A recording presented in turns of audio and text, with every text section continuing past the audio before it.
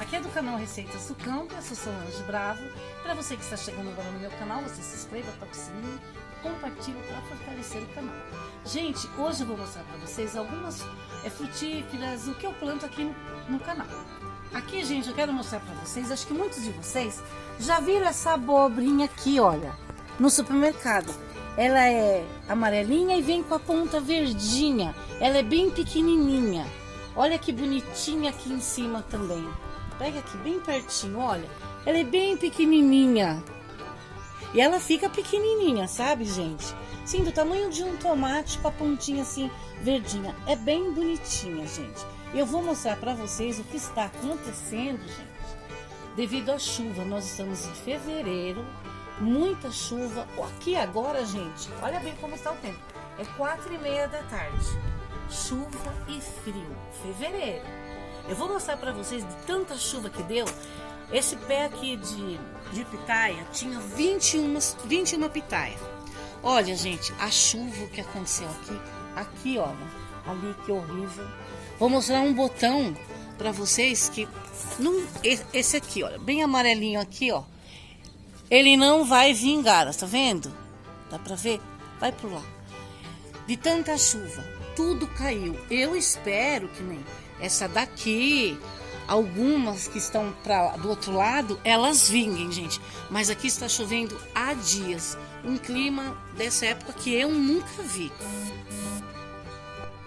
É tanta água, gente, chovendo tanto que a couve, ela está até bonita. E no outro vídeo, gente, que eu vou postar para vocês, eu fiz um teste assim com um produto caseiro. E não está dando purgão nas minhas couve.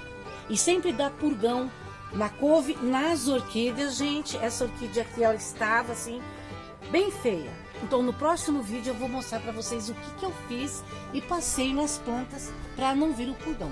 Olha esses caqui, gente, que lindo. Esse pé ele não carregou tanto este ano, não. Tem até um aqui, olha, gente, no broto novo. Olha, veio um. E sempre carrega este pé de caqui. Olha como eles estão bonitos. Olha isso aqui, gente. Vocês falam que tudo isso aqui é um pé de zó. É aquela vitamina Forte Fruit que eu coloquei no pé de laranja lima e ele recebeu também. Olha o tamanho, gente. Eu espero que os giló seja grande como está esse pé. Era um pé bem pequeno. Olha que bonito. E carregadinho, mostra aqui, filho, olha. E carregadinho de botão, olha.